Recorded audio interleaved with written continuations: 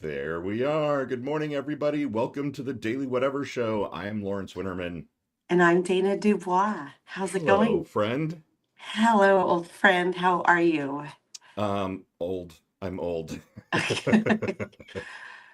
I'm an Same. old friend. I'm tired. I've had, it's been a crazy week, and I'm It ready for a really nap. has. I just want some soup and a nap. Oh, if I were closer by, I would totally make you soup. Aw. It's the only Jewish thing I do, and I do it pretty well. You do, actually. Your soup is phenomenal. Yeah. Newsflash for everyone. Dana makes excellent, excellent soup. Yeah, a little chicken matzo ball soup would probably help you, and I'm sorry I can't get it to you from how far apart are we? Like 1,800 miles 1,800 away? miles. Okay. That was a good guess straight off the Right. bat. Yeah. Um, A little detail I knew because, up until recently, when talking about my oh. boyfriend, I had to say he was 1,800 miles away. I'm sorry. I'm sorry. I'm glad you're laughing about it, but Oh, like I if I am, didn't laugh, I'd cry. I I, mean, have cried, am crying. yeah.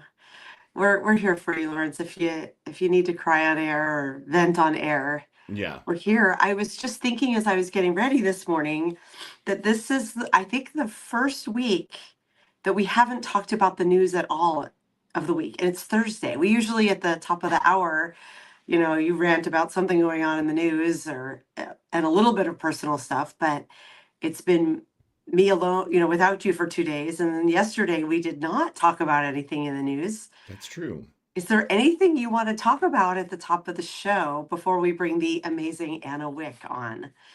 Uh, I mean, just the general, fuck upness of the world continues, right? Actually, here's what I want to talk about. I want to talk about this. I want to talk about the fact that somehow I have gotten incredibly lucky, and I'm not speaking for you here on purpose, Dana, although I think you will echo my sentiments. I am so excited that I am not just doing our show on a daily basis and doing Gen Xy, but that I get to work for and with Blue Amp, and that through the course of that, we've been able to pull together some of our friends like Melissa Corrigan and Ellie Leonard, and like what a fucking week! Like Melissa broke her story about DeleteGate and the video and photos being deleted Yeah, of the sailors who got brought on board the Iwo Jima, the USS Iwo Jima. Ellie broke a story last night talking about kind of exposing Michael Wolff for being a surprise surprise greedy selfish bastard right. who had really deep entanglements with Epstein and has basically been holding on to information for monetary gain. Like, how freaking lucky are we that we get to work with these people? And, Right. um, you know, yeah, like I'm in awe. Like, I'm pinching myself. It's, It, please God, don't let this go away anytime soon.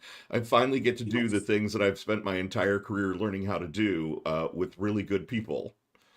100% plus one. And it's after watching Melissa and Ellie shine. I mean, they've always been great writers, to be clear, and had these amazing platforms, but the amp in the title is intentional. Blue Amp Media has the power of Cliff Schechter and David Schuster and their audience behind it. So they're just getting in front of um, much bigger audiences with the reporting that they're doing. And I'm like, damn, I gotta come up to bat and get a story worthy of like blasting out really big.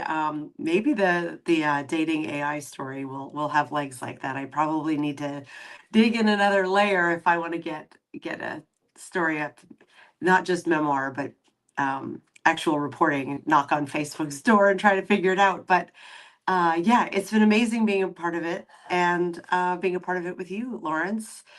And it does maybe in a way make the world feel a little bit easier to take in terms of the news. I know, speaking of which, we have Cliff Schechter as our guest for Fucked Up Friday Tomorrow, yes. tomorrow. So we'll be definitely diving into the news, but I haven't even had a chance to look up that much at the news this week. Like not much at all by my standards, which Yeah, is I mean, hey, we unlike seized me. a Venezuelan oil tanker yesterday. That seems like it could be kind of a big deal. Yeah. yet another step on the path to war. So yay. I don't, I have to admit, I feel like I don't I mean, I understand it a little better after hearing Arturo on our show yesterday, but I'm like, war with Venezuela, it just feels like, wait, what? Why? What are we doing? Like, there's, it's so much, Lawrence. The year is winding down and, so it makes me contemplative, wanting to steer the ship for next year, figure out where we've been. And man, it's just been a 2026 is going to be, what was I even going to say there? A kick in the pants, a kick in the balls, a kick in the ovaries. I don't even that, know. that just sounds too casual and cute. Like the it feels like The end of the world as we know it. maybe I'm trying to think of it of like a show finale, like a season finale that when it ended, you were like, oh fuck, what are we coming back to? Right. And it's going to get way worse. And I can't, my sleepy brain can't quite Yeah, think no, of one, totally. Like, but that's what it uh, feels like. yeah, like the season closer on America 2025 is, a giant cliffhanger, and 2026 is going to be Yeah. Well, the year all of that these America things are, jumps the shark, probably, if we yeah, haven't already. I think, yeah, if we haven't already. I'd like to change the channel, but I can't. None of us Right. can. And we, did you like my change the channel, like old No, school, yeah, turning the no, I knob? did. That was good. Like That actually was not a standing up and remote. going That to was the a, TV and turning a knob. Yeah, it no, I was. totally I got don't know it. where that muscle memory came from, but yeah, well, the one really big thing that like feels like it could be maybe the cliffhanger isn't December 19th the day that we're supposed to see the release of the Epstein files? Okay, I posted something yesterday as a joke, not joke. The weirdo comet 31 Atlas that some people think is an alien spaceship makes its closest approach to Earth on December 19th, which is the same day the Epstein files are supposed to be released. It, Related? How? I want to and you know. said wrong answers only. What Wrong did you answers just say? only, but like, is it astrological? Is it is it astronomical? Is it I yeah. don't know. I just know that there was someone that I've been talking to about coming on Fucked Up Friday for that day. Oh, I'll just say it. It's Zev Shalem that we've been writing about it. And he wrote back and said, yes, except if the Epstein files drop that day, I'm not going to be able to do it. And I was like, oh, fuck. Right. That is fucked up, but it is the same day. I And mean, do we need to carve out time? I feel like we need to carve out time that day, or maybe you'll go on probably Bloomberg and we talk should about it. all But probably book like extra time on the calendar for, because I feel like we should bring Anna into this conversation. we probably should. You know what? Let's Let's add say her and let's get her thoughts. I wanna know what Anna has to yes. say. I'm Anna not going to Wick, read her bio. everybody. Welcome to the Daily Whatever Show, Anna. Hi guys. Hi. It I've is. got a big cup of coffee for getting through this. It's yeah, Yes. seven Yeah. 7 o'clock California time. Oh my gosh, I'm in Seattle, so I hear you. This is now my morning tea routine. Like I refill, um, and then I make another one once the show's over because 7 a.m. Is very early. I didn't realize you were on the West Coast as I'm well. I'm used to getting up early, but yeah, I was like, okay, but wait, I have to get up early and be on camera. Right. Yes. Right. Right. Let's Camera ready remember by that 7 is part. different. Yeah. It is, Like, and when Lawrence and I launched the show earlier this year, we did it on a day's notice, the naming, the scheduling, all of it. And I was like, well, it has to be early so I can still get to my job. I'm just mhm. going to do it. And I am not a morning person by nature. I've been up past midnight every day this week. So I'm pretty much hallucinating at this point. Yeah. Um, I was so gonna say if just add it to the pile of 2025 like challenges, but you're challenging yourself in a good way. Like it's positive. yes, Like, oh, it is. It totally I'm is. 18. Um, I love your bio on your page. So even though you're already on camera, I'm going to embarrass you and read, Oh, maybe it okay. won't embarrass you, but I'm going to read it. Mom to two, lover to many, professional singer in my bathroom, avid home chef, failed good girl and former trad wife, Mhm. photo hustler by day. I Yes, always remember a face, it's true. tending my flames burnouts so you bitches don't get it wrong. Ooh. Like that is like chef's kiss, no notes. I don't Brilliant bio. I'm trying to remember, like, because I've rewritten it a couple of times, but that stayed that iteration for I want to say like a year and a half because I'm coming up on my 2 year stack anniversary, Yeah. like Happy launch it. Stackiversary. Yeah, and it said something along those lines, but I definitely that I don't want you bitches to get it wrong because like the minute I started writing it attracted some attention from former family members, friends, and I'm just like, I mean, you all are gonna say one thing over here, and I'm gonna set the record straight about my life because I know I'm the topic of gossip in a lot of Right. circles. So Right. And if anyone is the expert on your life, it's you, right? Like I feel like that's Heather kind of was, that's a theme we should all kind of take to heart in 2026 is like yeah. nobody's more of an expert on my life than I am.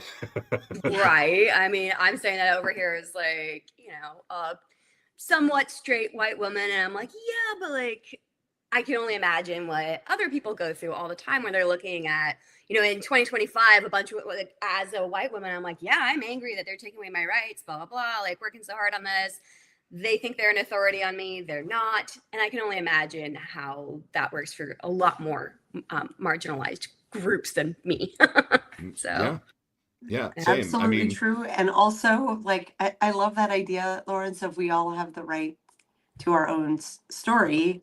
And also, we're the truth. We're the source of truth of our own stories. right. Other, I mean, I Yeah. suppose there are people like Trump who are so delusional that they, in fact, are not the source of truth on their own story. But, And I think present company, we're probably not, anywhere remotely near as delusional as Donald Trump, oh I God. would like to believe that to be the right? case. Yes. Oh my gosh. Well, I love your writing. There are some people on Substack who happen in my feed, and I don't always know how they get there. um you came in my feed and it was just like it was in like technicolor, like your words kind of jump off the screen, and we don't have similar backgrounds. Like, I do not come from an evangelical world, nor does Lawrence. We're both raised Jewish, so kind of the opposite on that end. But I find your story Very so reformed Jewish on very top of that. reformed Jewish. Yeah, like show up to temple on the high holidays Right. and Like, get, I guess it's Hanukkah. yeah. Yeah. I'll show up for all the important things. Yes, Right, but right. we are What you would both, call Christmas and Easter Christians. We were high holiday Jews. yes. Yeah. Yeah. And now not even that, and not Right. even that. But um I very much relate as a woman later in life, though far later than you in years, dating and single and kind of doing it out loud. So like I just this time I re-listened. I read it the first time, I listened the second time to your recent essay. Let me go share it in the chat, called Broken Baubles. Yes. And um like I there were turns of phrase that I just cheered for as you were going because they were so pretty. In fact, I messaged myself one. I love that you're describing the first man you almost marry. And you're so eager as a teenager to marry because you're carrying all the shame around lust. You're just like, I Yeah. want to know what this is. And so you arrange to get Yeah. set Yeah. up in a marriage with this man, Yes. and he just grosses you out eating Kentucky Fried Chicken. And And like I it, could Such a see good this guy scene. with the grease dripping off of him, and you say, that was a mouthful, but I never arrived at tasting his. And I was Mm-hmm. like, oh my God. So I'm telling your story yeah. for you, and I just said we shouldn't do that. No. It's totally fine. It's totally fine. I sometimes I'll write this stuff. I'm like, I'm really in the heat of the moment. I'm like, yeah, was that a little too much? No, I think people are gonna like that. I think it will go over well.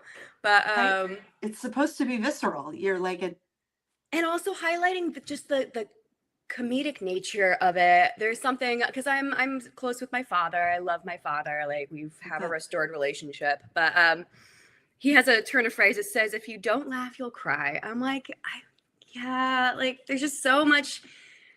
I could stack the trauma this high and like make my audience go, "Oh my god," all the time, and sometimes I do. Or I could yeah, bring in a little comedic relief to myself as well, yes. Yeah. and how I viewed my dating foibles. 100%. To those who haven't read this story yet or read your work, um, do you want to kind of introduce like your upbringing and the things Sure. that I have to say went wrong along the way, but the hardships along the way of growing up in this purity culture and how you came out of it. Let's talk Yeah. about your journey. It's a fun one. And I'll try to give more of a Cliff Notes version for everybody because, yeah, I could write about this for a long time. Yeah. So born and raised in the 80s. I'm 89, so 36 years old, but born and raised in this conservative homeschooling world of the 80s, 90s. My parents, like my mom, for instance, just a little frame of reference, was like part of Eagle Forum, which was with Phyllis Schlafly, like the Reagan era, like born out of the Reagan era, Republican conservatism. They really didn't like the gays. No, I grew up being told it was okay to stone gay people. Like that's the level of we don't associate with anyone that is LGBTQ plus. We clearly don't date before marriage. That's a big part of my story in terms of like what we just highlighted. Like I was told from essentially being a little girl, your role in life is to get married and to have babies as soon as possible. Was withheld from college. My mother had a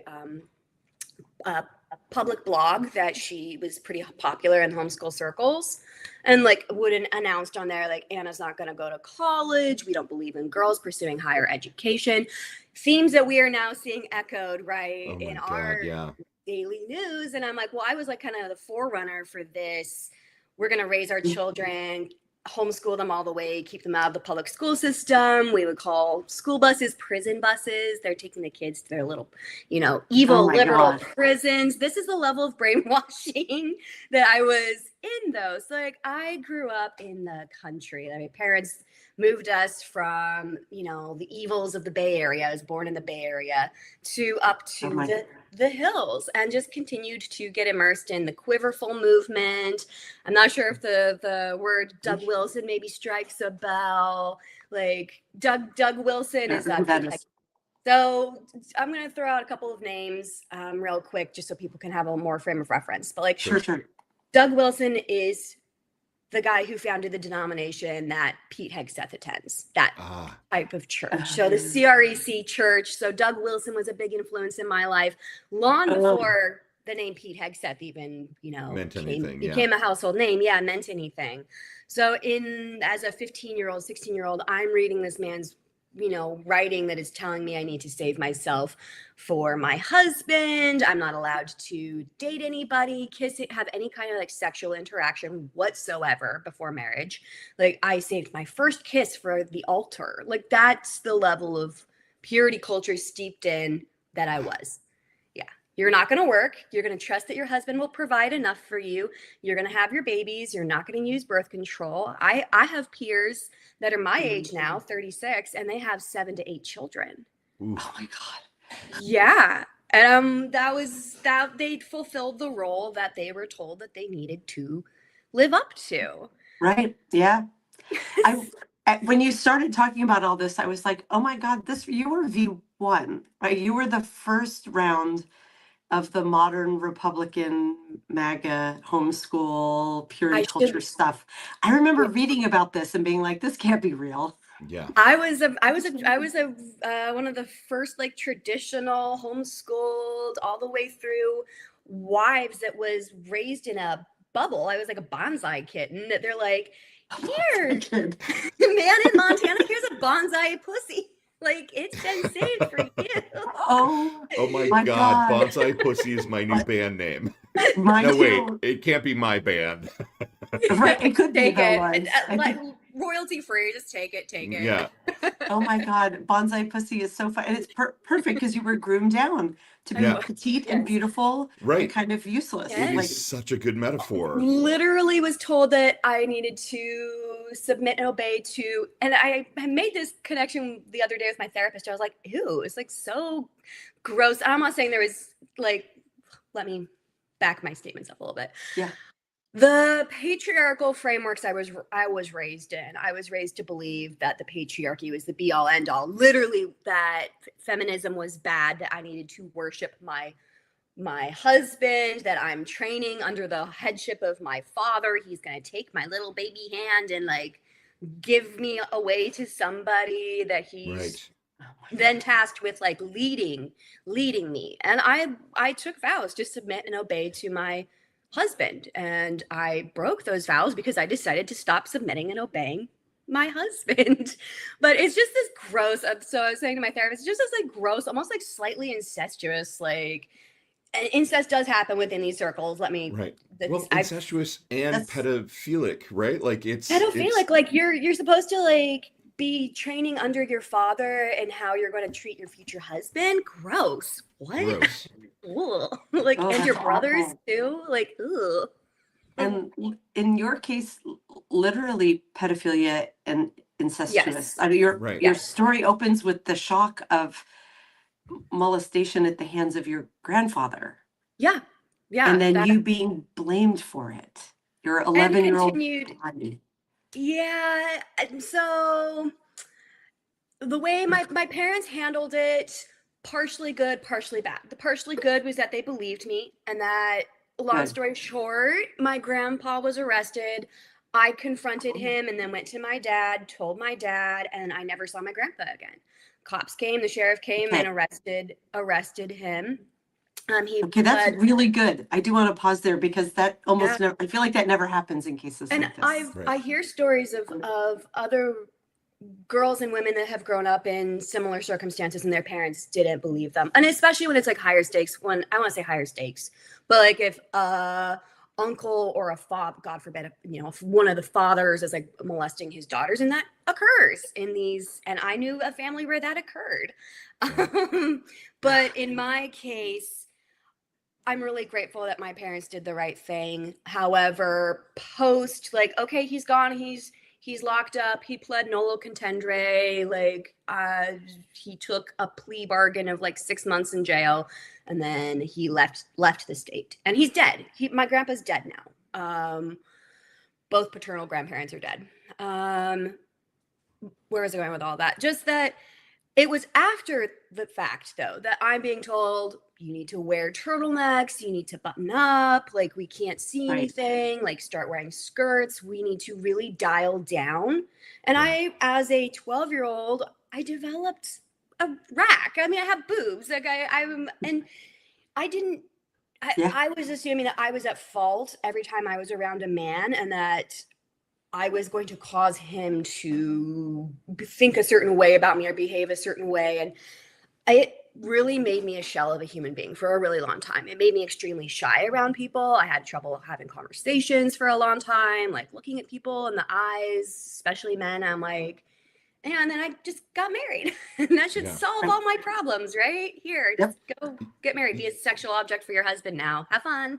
Oh my You know gosh. what's And really also, interesting, Anna, is it's, as somebody who experienced being sexually assaulted at 8 years old, and is gay, Yeah. there was a real resonance in your story. That kind of, as you're talking about, sort of, almost being, feeling like it was your fault, feeling like you were conflicted because you were starting to have sexual desire, and you kind of didn't understand how to map that onto what you had experienced. Like Yeah. I get that. Like me too, right? Like I was molested, and then sort of starting to realize I was gay, and I was like, oh my God, like did This cause me? did this cause it? Like, is this what Yeah. And so it's really conflicting and hard to kind of budding sexuality is difficult for everybody to navigate, but you had this additional molestation thing on top of it, and then the Yeah. culture that you were raised in, right? And just a complete shame around any expression of sexuality at all. Like, I'm sure for my brothers that was the case. For my entire, all of me and all of my siblings that was the case. But as boys, they weren't being told that they needed to fulfill I mean, they were a certain role, but like save yourself and like blah blah blah. Like, it was an extra layer for me as a woman. But lots of shame. Yeah.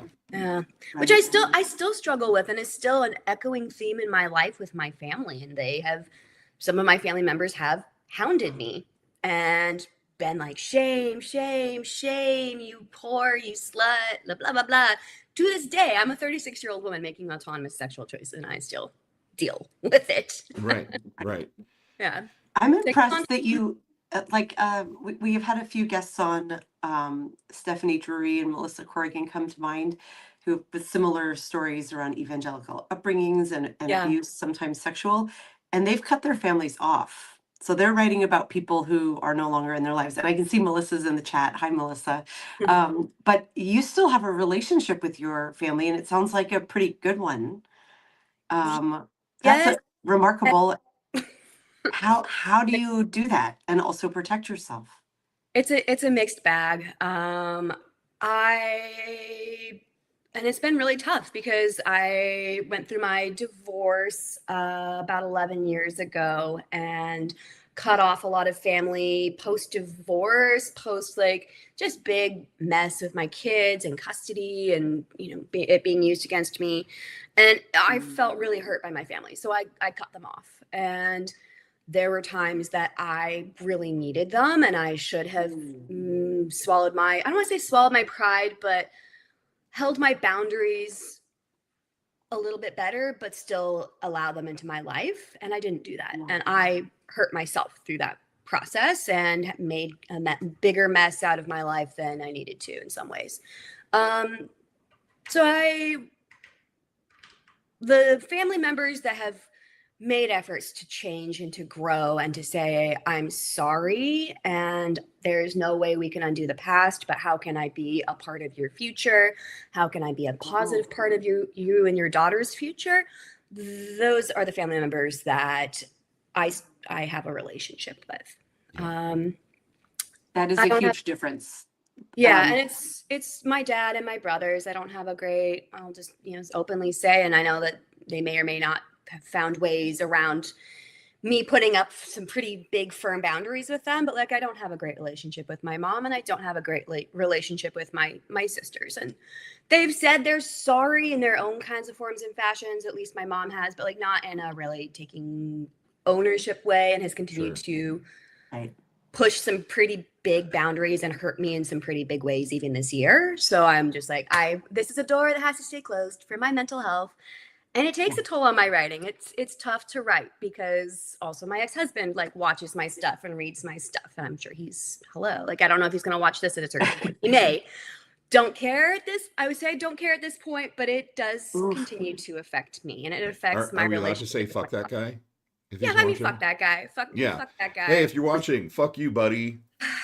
Or don't fuck that guy. Or don't fuck that guy. Yeah. Don't fuck that guy. Just stay far away. Dana. Thank you. Bless you.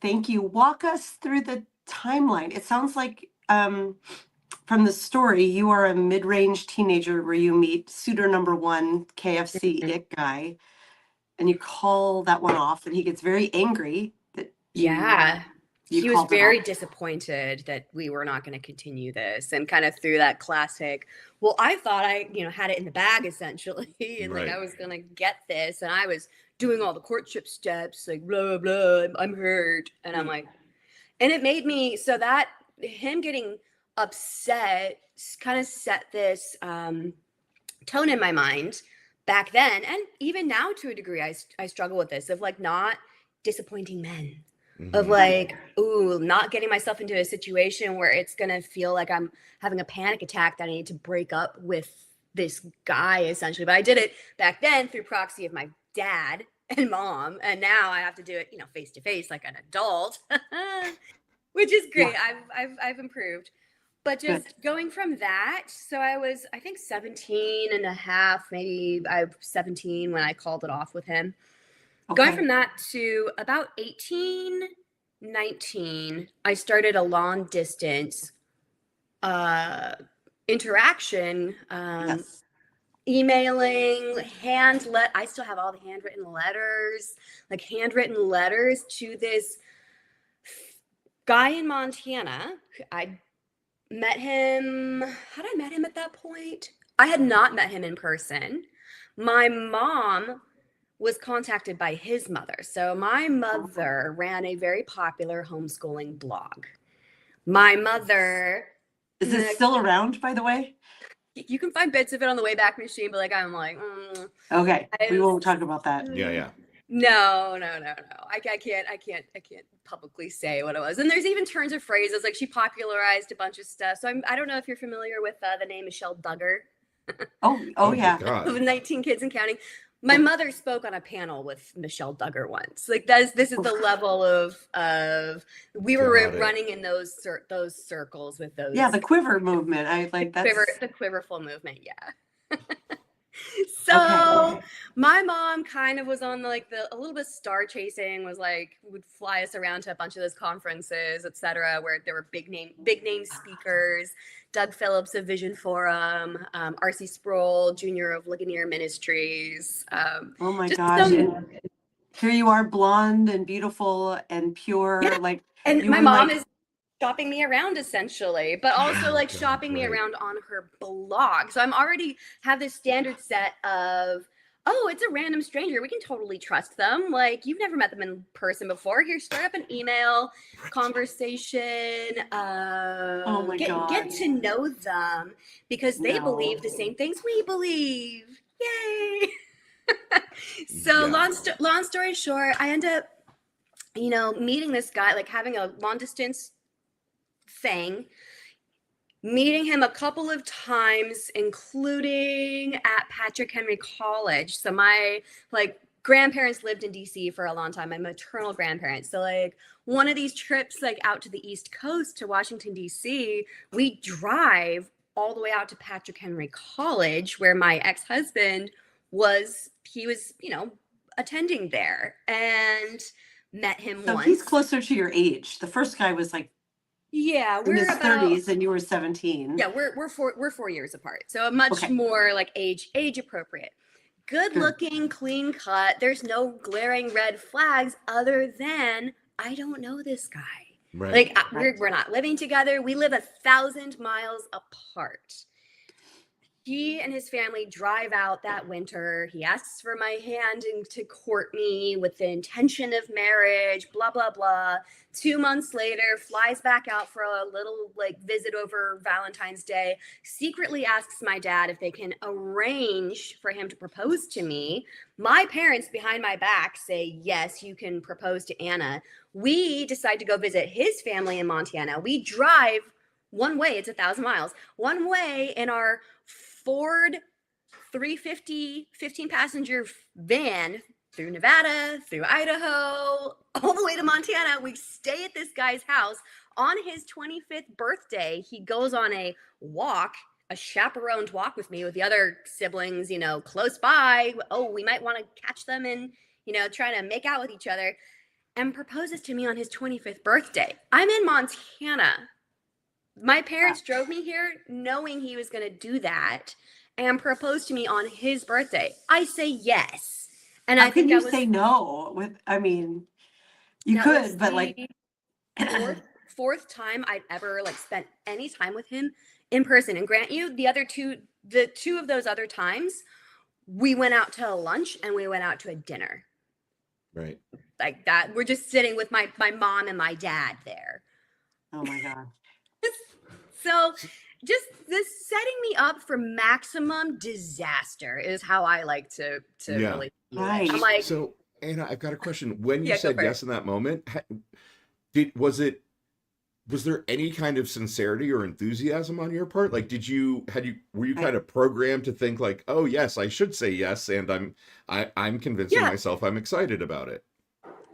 Yes, there was the understanding, like, I'm not going to say no. Like, I mean, that would be, how embarrassing would that be? Like, we're all out here and awkward. Right. We Right. drove 1,000 miles. I can't say no. I say no, but there was enthusiasm. Excuse Bless me. you. Gesundheit. Thank you. I think I'm getting a cold. No. That's like my fifth sneeze. I know. I can't. No time for that. No time. Go get one of those little immunity shots. They're Right. great. Yeah. But there's enthusiasm. Like I liked him. I was attracted physically to him. I guess emotionally, like, having our little Jesus talk and, oh yeah, but like, I can't wait to actually marry you and experience sex for the first time in my life. Right. That's the interesting like duality of your story, both written and now the one you're telling, is how you're like a million miles apart from him. You're behind like the spatial distance. It's a written letter or an email. You've barely seen this man in person and you're behind all the purity culture, but inside your body is like raging. Like, I Yeah, just want to experience this carnal thing, and I'm also really ashamed about it. But if I do it when I'm married, it's okay because that's how you've been brought up. yep. I didn't You didn't even stand a know. chance. You didn't stand a chance against all that. I didn't. I didn't even know that No. women were capable of having their own orgasms. Like, that's how uneducated. Like, I was told, well, you probably won't like it very much. Like, that was my sex ed the couple days before my marriage, my Oh wedding. my Was like, you God. probably won't like it very much, but you have to do it when he wants it. Blah blah blah. Oh Like, my you need to God. satisfy your husband. And so I don't know. I was like, challenge accepted. I'm gonna like do this and do it well and like it with gusto because I've been thinking about this and I am ready. Good for And you. I You mean, just I kept that did. in your inside voice, huh? You were like, boy, Yeah. my future husband has no idea what's about to hit him. Right. I'm supposed to, keep it covered up and then just rip it all off and just be like, oh, like, hey, baby, like, I'm this ultimate object of like, whatever you want.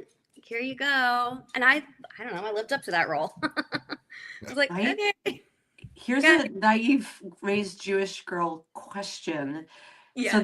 the two men, your two suitors, one was in his early 30s, it sounds like. The other was Mhm. 24, 25. Also virgins? Or was it sort of like, yeah, we know you're Yeah, gonna that's a good go. question. So I don't know about the older guy. Assumed like, oh, he hadn't really had a lot of sex before, if much, like at Yeah. 30 something. He eventually ended up moving on and marrying the daughter of a pastor, also a long distance and arranged thing, and having multiple kids with her. So I don't know. My God ex bless. supposedly was a virgin. Your Supposedly, I mean, husband. that was yeah. That was the big thing. Like, oh my gosh, like you're both virgins getting married. Woo! Like, look at us, we did it. We did it in the Right. Yeah. conservative. Jesus himself is going to come down and We're applaud. yeah, I was being peddled as a success story. And he Right. was too. Like, oh my God, like we did it. We arranged a marriage between our virgin children, and look how well it did. It took. I Are we mean, allowed to Right. ask, like, was the yes, sex any good? Like, you waited so long, you both don't know what you're doing. sure. I mean, and it's funny, like I think about it now, 15, because my ex wedding anniversary was in October. So 15 years ago, right? Some things fade from memory. But for me, I was like, it felt good. I liked it. I was into it. I was curious to learn about it. I was curious to learn how my body reacted.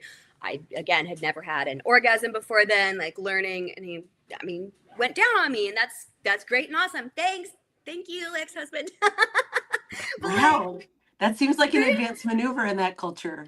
I Something know, and totally I focused on think there women's was a pleasure. lot of I think there was a lot of porn consumption on his part before, because like I caught him when I was like in my first trimester looking at a certain type of porn on his computer and was like, I'm going to talk to the pastor about this, you naughty boy, if you don't stop. And I'm a person I was like, whatever, go watch your porn, just like Right. healthy porn consumption. I think is like whatever, it's fine. Yeah. But back then, and he had an interesting interaction. So a little bit of my story that I don't, it's just, there's so many layers. But we're driving home from our honeymoon. Like we go honeymoon. My mother selected where we were going to honeymoon. So Oh, we went to gosh. Monterey for like three nights was my honeymoon. And then come back, pack up all the stuff. And then, okay, bye. Leaving to my new home. See y'all. Oh my God. But How we're terrifying. driving and to a home I'd never set foot in before. I'm Right. like, he picked it. I've never been there. Okay. Very And is this terrifying. in Montana that you're moving to Yeah. with him? Moved to Okay. Montana. Yep. Left my whole Okay. life behind. I was happy to leave my life behind in California. I was excited to move to a new state. I was jumping in. I was like, let's go. Wow. Can we pause a bit in the Yeah. story? Sorry, I'm being so curious, but like your No, it's all honeymoon, you're good. both arriving Yeah. virgins, and the advice you've been given is you're probably not going to like it, but you need to submit. Yes. Yeah. You need to submit and you need to go with whatever he wants to do. And, good luck. We hope you make a baby the first month. I was Oh my pregnant by gosh, but month was 2. it okay? Was it scary? Was it fun? Were you like I was walk us through your nervous. emotions? I was nervous. I was thinking about that this morning, actually. Like, just in terms of like, it was obviously a little. I'm a virgin, so it was slightly painful. I've been prepped for that. It was like handed a big thing of KY jelly. Here you go, lube Okay. up. I Like my mean, mom. I mean, that's it was good. like, just use lots of lube, and I'm like, okay.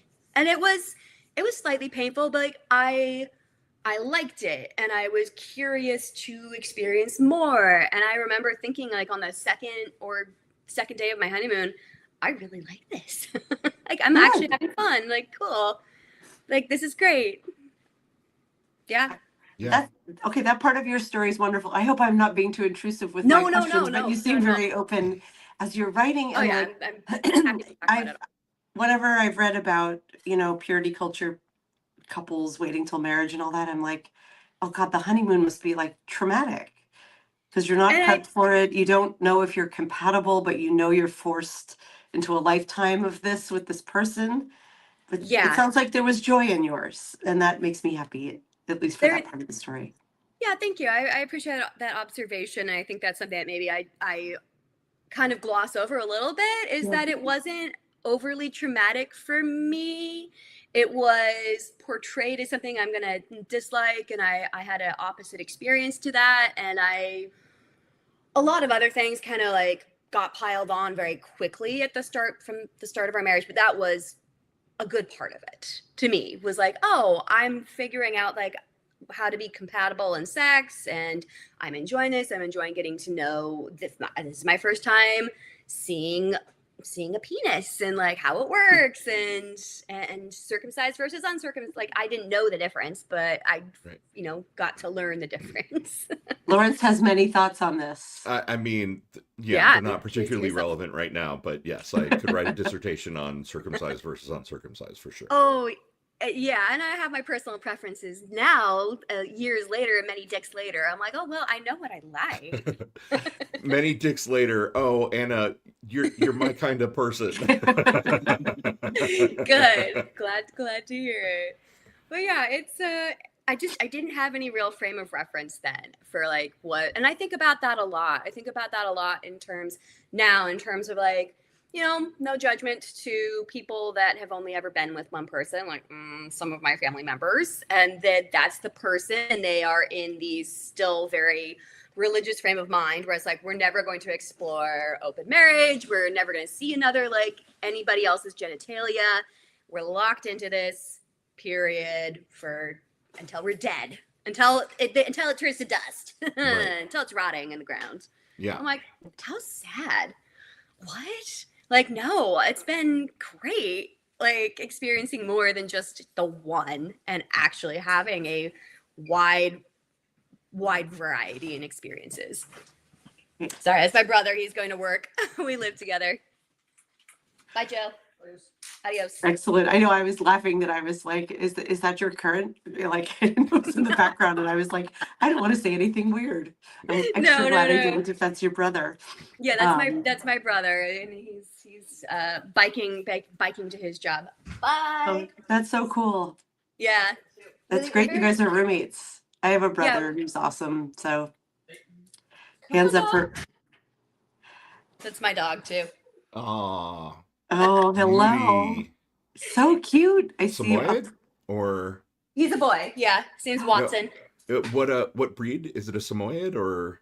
No, good guess. He's a West Highland White Terrier and Husky. Oh, he's so he's cute. beautiful. Very fluffy. Lots of fur. My dog sometimes makes an appearance. She was here at the beginning, but I think now she's sleeping on the couch as she does. Shall we talk about your emergence, like how you exited this life that you were groomed for literally since birth? Must have taken an immense amount of courage. It was such a chaotic time. I love to say I'm so grateful I had a horrendously bad marriage, not just a medium, like tolerable. I'm gonna stick with this for 15 years. I'm like, getting raided by an ATF SWAT team was a really interesting way to, Wow. Yep. Yep. So in 2014, my husband, our sole breadwinner, I'm the stay-at-home mommy. We're two kids in at this course. point. My youngest is 8 months old. My husband wakes up to his phone ringing at 7 a.m. And usually that's not a good thing. Or no, I think it's like 6:30 a.m. And when your phone rings that early, you're like, oh no, Yeah. who Right. died? Who's What happened? dead or what national tragedy has befallen us? Yeah. Yes. And it's the local police department asking him to please come down. We need to ask you some questions. Uh-huh. He Okay. leaves. He leaves. I get my daughters up at this point, or at least one of them, the oldest, and put her in her high chair, blah, blah, make my coffee. My phone rings like 15 minutes later, and he says, hey, Anna, I need you to know, and I'm in my bathrobe and pajamas at that point. I need you to know that there's an ATF SWAT team outside the house, and they're going to raid the house in about 10 minutes. You know what to do. I do And not know what to do, Did you know sir. what to do? I did know what to do. I did know what he was talking about. Wait, I what? I hang up the phone and I go to his closet in his office and open it up and pick up big handfuls of highly illegal machine gun builds that he had built and walk them over to the crawl space and walk down, put them under, go back up, get another armful. We're talking AK-47, AK-74, micro Uzis, like these variants of like German, Russian and German World War II firearms. So he was a gun enthusiast, and he had been welding back together gun parts kits that were not complete guns. You can't sell, here's a micro Uzi, blah, blah, blah. It's like, you can't just weld that back together and really sell it online. But you could sell gun parts kits for home gun enthusiasts. And he was making it a little too easy for people to build fully functioning firearms, as evidenced by the thing that they were looking for in our house, which was the ones that he'd already made for himself. So I hid them and I go back upstairs and I pull like the pack and play over the top of the crawl space. I'm Yep. sorry, the pack and play. Yep. I pulled the pack and play over the top so it looked like there was, nothing there. And I open the door and I say, hello, officers. I heard you were coming. You may enter my house. And and they raided it. And they never found what he was not supposed to be building because I hid them, but he Because you're a good wife. I was a good, dutiful wife. And we talked about in the case of an ATF SWAT team, what to do. And I did it. Long story short, he eventually was tried, convicted of a first-degree felony. He was facing up to 14 years in prison. I wrote a really nice letter to the judge saying, please don't send my ex-husband to prison, because at this point in time, like, it would have made my life extremely difficult, my daughter's lives extremely difficult. Now, if I had a time machine, I might say something different, but I did write a very nicely worded letter saying, please, like, blah, blah, blah. So, like, he went on 3 years of parole. He did not serve any time, but he is a first-degree convicted felon of manufacturing firearm parts without a license, because they couldn't find any evidence to put him away for a really long time. Because you're welcome. Yes, Wow. I did that. We have a confession of a crime here on our show. Is this okay? Yeah, And but so it's a crime that's already been tried, so they can't try him twice. And I'm like, eventually got all the court transcript, and I was not called to be a part of it, blah, blah. Like, they assumed, like, clearly you're the wife, you're not going to want to testify, blah, blah. I'm like, well, I mean, maybe do I get out of this situation? right? What's my plea bargain? Yeah. Do you so you obviously at that moment in time you're not divorced from him, right? You're still together. And so what then kind of Wasn't final. Yeah. That was the final thing that was the straw that broke the camel's back. So the straw that broke the camel's back was I stuck by my man after the ATF raid. I stuck by my man, but I fled to California with my children and was like, well, I need to go be close to family. My family was like, yeah, we'll take care of you. set off this whole chain of events because like he wasn't arrested, I wasn't arrested, we were free to go and like continue to live our lives all waiting for court summons, whatever. And it took a while. It took about a year and a half before they finally summoned him to court. So we're trying to make it work in California. It is not working. The wheels are coming off. He's like, I'm going to go back to Montana. I don't like California. I'm going to go live with my mommy and daddy. And I'm over here going, well, my parents are no help with my children, like babysitting my children. They're little, they're not in school. Plus, I wasn't allowed to even consider putting them in a public school option or going on any kind of programs. I was told that, you know, as a single mom, you shouldn't, you know, apply for any programs, blah, blah, blah. So like the wheels are coming off. And oh my God. it's The level of like mind fuckery that has been Yeah. perpetrated upon you. I am Yeah. so fucking sorry. it's a lot. It's a lot of Yeah. confusing stuff to climb out of that. Yeah. So the shit just hits the fan. And I mean, there's more. As in Broken Baubles, like you probably read, like I considered working at the Bunny Ranch in Nevada because I was like, I have nothing. I'm making $7 an hour as a dishwasher at a local bistro. And my ex-husband is over here like saying maybe he'll run away to Russia and like avoid getting prosecuted here in the Oh my US. And I'm just like, no, like what can I do? I'm not college educated, but an ad, I think I was on Google like looking up, I don't even remember, like because you've been trained your whole life that your only thing of value was your bonsai pussy, right? Yeah, to bring it back to that, yes, that is the thing that, oh my God, I could be making like $300 an hour off of this. And I ran this idea past my ex-husband and he was like, yeah, let's do it. Really? Uh-huh. Yes. And for about 2 weeks, like I sent in some pictures. Like I don't recall. I just sent in lingerie pictures. I didn't send in nude pictures, but like sent in pictures and was like, hey, like I want to apply to work here. Like knowing nothing. And I've talked about this so many times. I'm open about this in my story, but like, I'm like, where was my frame of mind? Oh yeah, utter desperation is where my frame of mind was. Right. Our credit was gone. All Right. the things of value, like he had taken, when I came into this marriage, I had like $18,000 in my savings account. He used it on buying gun parts that then we had Of course, to because it was bury. his, because it was your dowry or right? Like, God Yeah. damn. So I Yeah. have no money. I'm a very young, 25 years old. So 11 years ago, I'm like, well, this is all I've got. And I don't know how we're going to make rent next month. My family's over here, his family's over here. I'm not feeling like we're going to be able to like just move in with them, nor do I want to. And it just was an idea that I was like, I mean, fuck it. Like, let's lay Miserable this bitch. Oh my God. God. Did Oh your my God. family still expect you to be a dutiful wife and to stay with him even with all this going on? Even so after and post gun raid, they were like, you know, you still have to stand by him, blah, blah, blah. I mean, the wheels were starting to come off at that point, but I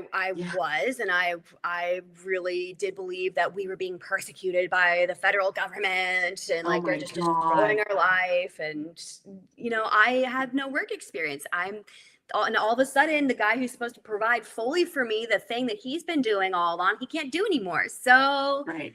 we're going to starve to death. Right. The whole thing about being a trad wife is that the trad husband has to hold up his end of the deal. Right. And And illegally patriarchy manufacturing damages men firearms. too. Sorry, I talked over you. No, I talked over you. Go ahead. I said the patriarchy damages men too. Yeah. Oh, yeah, absolutely. Duh. Right. Yeah. No, you know, and the patriarchy also assumes that your husband, the sole breadwinner, isn't manufacturing illegal firearms as the means. Yeah, of but I keeping mean, he food showed on the them. table. He showed them to my dad. He showed them to his father, his brother. Everyone was like, okay. I mean, you should probably get your FFL, your federal firearms license, to cover your butt, and he never did. Right. Right. Because fuck the federal government, of course. Yeah, he's very libertarian, very Joe Rogan, Alex Jones. Like I remember him Of listening course. religiously to Alex Jones talking about, 911 was a conspiracy and, Sandy Hook was a conspiracy. Like this is a guy who is raw. And like I grew up in a family that was, my dad would write checks to the NRA. I grew up in a family that was pro guns, but not on this level. We're like, we have a 22 and a BB gun. I mean, Right, don't right. shoot your eye out. Right. Totally. Yeah. Don't shoot your eye out. Don't Yeah. shoot Whereas your eye this out. guy has like NATO rounds and AR-15s and, cop killers and yeah. Yeah, this guy had some Okay. serious. This guy had some serious, pew pews, and was got off on like stroking his guns. That's was Right. his thing. Anna, He's here's still my big mad he question can't for own you. guns. He sounds really hot. Is he single right now? I don't know. He might be your type. He's yeah, tall, skinny, Oh, like good yeah, looking. no, No, that's that's my type. actually totally my type. not a lot of body fat. He does a lot for the Forest Service. So he's out in the woods a lot, very woodsy. Yeah, no, that sounds super hot. I'm recently single, and so my Well, bonsai pussy needs some trimming, if you know what I'm saying. I'll tell you what. I'll keep an eye out around my community in Sacramento. Oh, excellent. Yeah. Trusted friends. If and he's on the gays. DL, that's fine. Obviously he can't be If he's- godly and We're also talking like out. Mike Johnson DL, because like that's a pretty like. Mike Johnson's far too wee for me. Like he's too tiny.